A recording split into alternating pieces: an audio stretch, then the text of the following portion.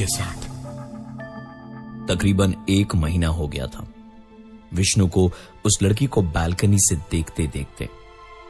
उसने कई बार सोचा तो जरूर कि उससे एक दफे बात कर ले, पर कभी हिम्मत नहीं हुई।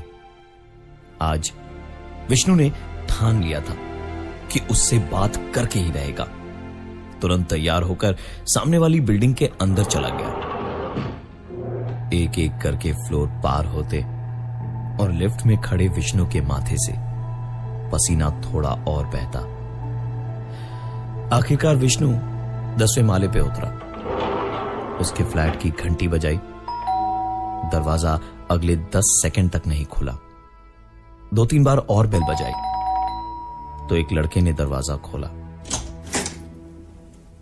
विष्णु ने कहने को मुंह तो खोला, लेकिन वो बोल नहीं पाया जो उसने सोचा था, बल्कि उसके मुंह से निकला, अब प्रकाश है क्या घर पे?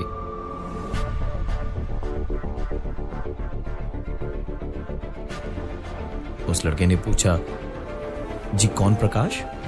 यहां इस नाम का तो कोई नहीं रहता। विष्णु छोटा सा मुंह लिए वापस अपने फ्लैट में सामने वाली बिल्डिंग में आ गया और बालकनी में बैठ के उसकी बालकनी की ओर एक बार फिर देखने लगा। उस लड़की के फ्लैट के दरवाजे बंद हुए और उसके बाद बत्तियां। बैठे बैठे बालकनी से विष्णु ने देखा कि बालकनी के आधे बंद दरवाजे से कुछ बाहर आ रहा था। धुआं और सिर्फ धुआं। ऐसा धुआं जिससे साफ समझ आ रहा था कि वहां उस कमरे में बैठा कोई सिगरेट पी रहा था।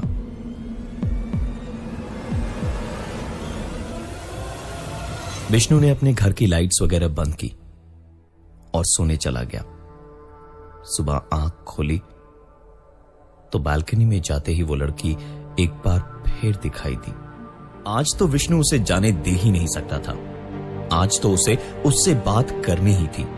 विष्णु सीधा उसकी बिल्डिंग की ओर दौड़ पड़ा। कुछ 5 मिनट लगे उसे उसकी बिल्डिंग तक पहुंचने में। भाग के लिफ्ट पकड़ी। लिफ्ट ने 3rd फ्लोर ही पार किया होगा कि लिफ्ट के दरवाजे से बाहर वो लड़की सीढ़ियां उतरती हुई विष्णु को दिखाई दी। विष्णु ने तुरंत नीचे जाने के जितने बटन थे सब दबा दिए, लेकिन ऊपर उस लड़की वाले फ्लोर पे जाके ही लिफ्ट रुकी। विष्णु वापस नीचे लिफ्ट में ही आया और लॉबी से निकलता हुआ जब जा रहा था तो बिल्डिंग के बाहर एक आवाज ने उसके कदम 1 मिनट को रोक दिए। क्या हुआ? प्रकाश आज भी घर पे नहीं मिला क्या?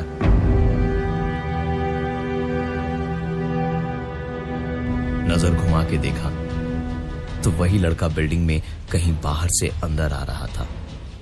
विष्णु किसी बात को बढ़ाना नहीं चाहता था, लिहाजा चुपचाप मुंह फेर के वहां से आगे निकल गया। बाहर आके एक नजर उसने इधर उधर घुमाई तो वो लड़की कहीं दिखाई नहीं दी। बस सुनाई दी तो एक जाती हुई गाड़ी की आवाज। बिल्डिंग के बाहर निकल के विष्णु ने एक झलक उसकी बालकनी की तरफ ऊपर देखा तो विष्णु की आंखों में सूरज की रोशनी की वजह से आखिरी वक्त तक अपनी ओर आती हुई चीज दिखाई नहीं दी। विष्णु हटा तो फूलों का एक गमला उसके बगल में आकर गिरा।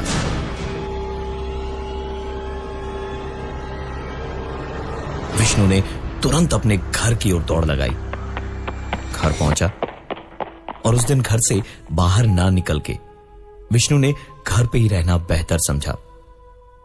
दोपहर का वक्त था जब विष्णु की आंख लगी। लेटे लेटे नींद में जहां इंसान को जल्दी कुछ सुनाई नहीं देता, वहीं पूरे वक्त विष्णु को कुछ लगातार बार बार सुनाई दे रहा था।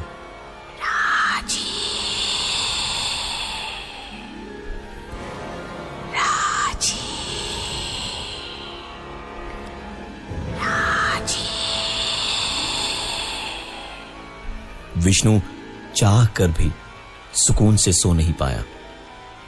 जब तक उसकी आंख खुली तब तक रात का अंधेरा हो चुका था। एक कहानी ऐसी भी प्रवीण के साथ। सड़क के टिमटिमाते बल्ब्स की रोशनी में विष्णु ने जैसे ही नीचे देखा तो चारों ओर सब कुछ सुनसान था। किसी भी तरफ कोई दिखाई नहीं दे रहा था। उसने सामने देखा, उस लड़की की बालकनी में खड़ा तो कोई नहीं था, लेकिन बालकनी का दरवाजा खुला था। उस खुले दरवाजे को ही थोड़ी देर तक विष्णु देखता रहा और उसके बाद वापस अंदर जाने को हुआ।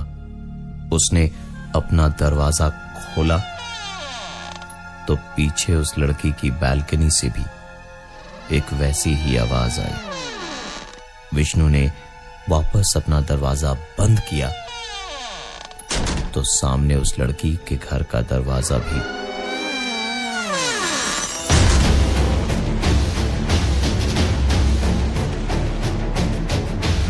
विष्णु कुछ देर तक यकीन करने भर के लिए ऐसे दरवाजा आगे पीछे करता रहा और फिर एकदम से दरवाजा जोर से बंद हो गया। तो दरवाजे के बंद होने के साथ साथ एक और आवाज आई।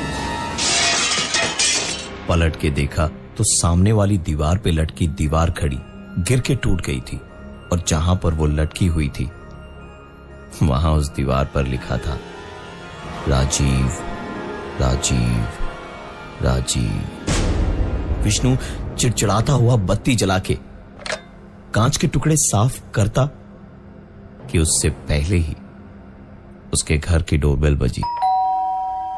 उठ के विष्णु ने दरवाजा खोला तो सामने वहां कोई नहीं था।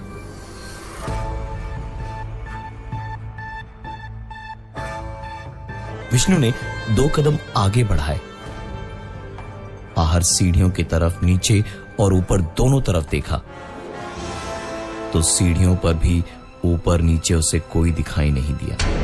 वापस अंदर जाने को विष्णु पलटा तो उसकी आंखों के सामने ही उसके घर का दरवाजा अपने आप बंद हो गया।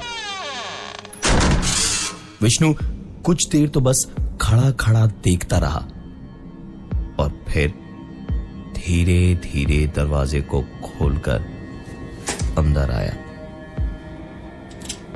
लाइट जलाई तो देखा दीवार घड़ी तो टूटी ही नहीं थी, दीवार पे वैसी की वैसी ही लटकी थी। पूरे घर में एक अजीब सी महक थी।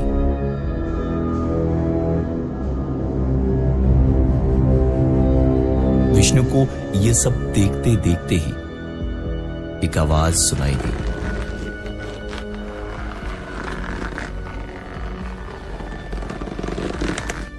ध्यान से सुना तो यह आवाज उसकी बालकनी से आ रही थी। विष्णु को डर तो लग रहा था, लेकिन उसके बावजूद हिम्मत करके वो बालकनी तक गया और उसके बाद जो देखा उसने विष्णु को अपनी आंखों पर यकीन करने से रोक दिया था। सामने पूरी बालकनी की दीवारों पर चारों तरफ बस राजीव राजीव और राजीव लिखा हुआ था और जो थोड़ी बहुत जगह बची थी उस पे अपने आप विष्णु की आंखों के सामने लिखा जा रहा था राजीव का नाम। एक कहानी ऐसी भी प्रवीण के साथ। विष्णु तुरंत बाहर अपने पड़ोसी के पास भागा।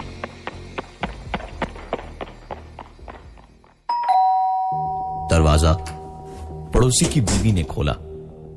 विष्णु ने उनके हस्बैंड को बुलाया और अपने साथ लेकर सारी बात बताते हुए सीधे अपने घर की बालकनी में ले गया और दीवारों को दिखाते हुए कहा, ये देखिए राजीव जी, मुझे तो समझ नहीं आ रहा है कि आखिरकार ये क्यों हो रहा है मेरे साथ।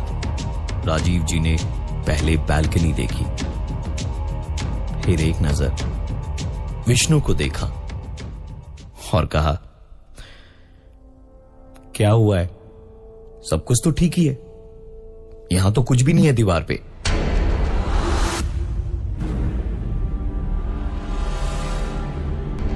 विष्णु तो जैसे पागल हुए जा रहा था।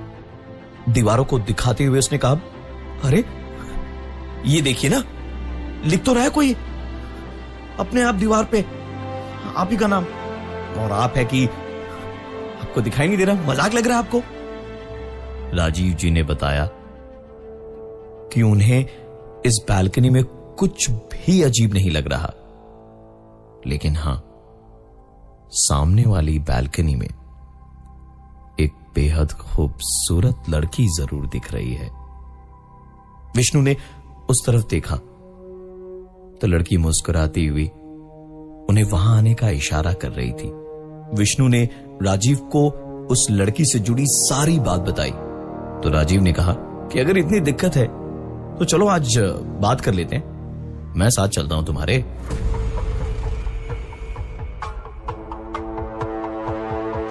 विष्णु ना नुकुर करता रहा, लेकिन राजीव जी जबरदस्ती उसे खींचकर उस लड़की के फ्लैट तक लेकर गए। इस बार उस लड़के ने नहीं, बल्कि उसी लड़की ने दरवाजा खोला और उसे देख विष्णु के चेहरे पर एक अजीब सी मुस्कान आ गई थी। उसने बड़े प्यार से दोनों को अंदर बुलाया। राजीव के अंदर जाते ही दरवाजा विष्णु के मुंह पे जोर से बंद हो गया। सुबह तकरीबन 10 बजे चीख पुकार, रोना धोना और डोरबेल की आवाज सुन के विष्णु की नींद खुली। दरवाजा खोला तो सामने पुलिस के ऑफिसर्स थे और थी वहां पर राजीव की बीवी।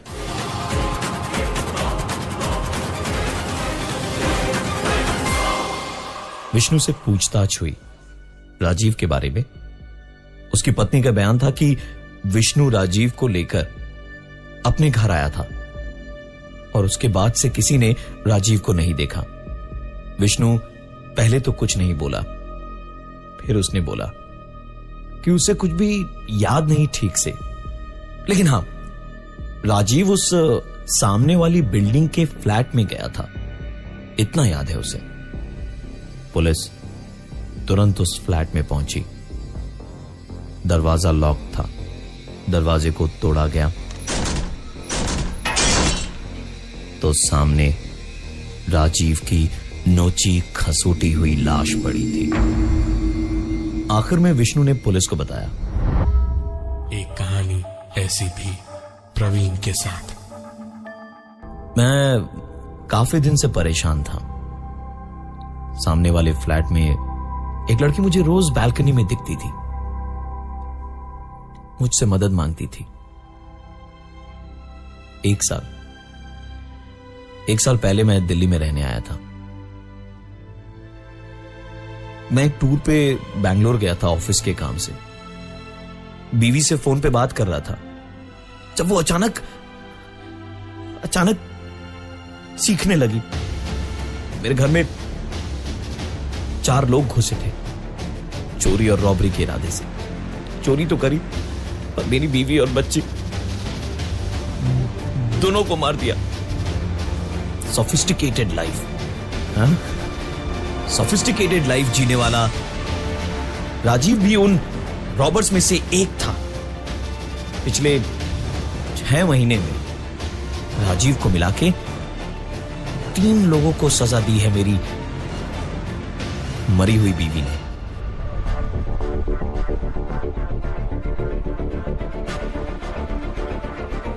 किसी ने इनको देखा नहीं था ना, इसलिए ये लोग कभी पकड़े नहीं गए और ना ही इनके खिलाफ कोई सबूत था जिससे इनको पकड़ा जा सके।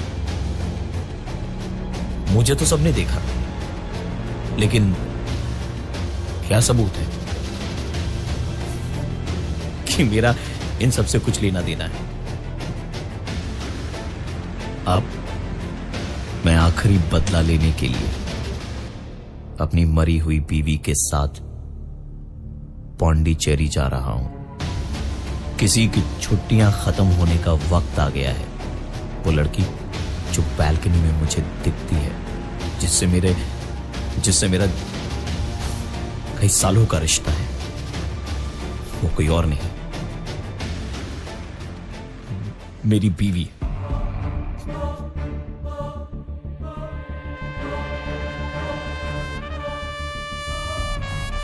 मेरी बीवी ने ही मारा है उन 3 चोरों को, और अब पौंडीचेरी।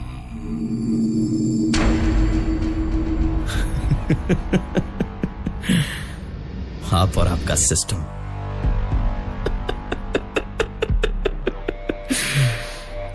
सर, वो भी मरेगा।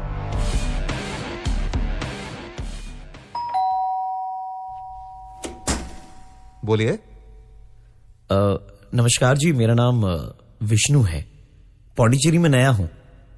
1 महीने के लिए क्या कोई फ्लैट मिलेगा? मैं हूं प्रवीण, और ये थी आज की एक कहानी ऐसी भी।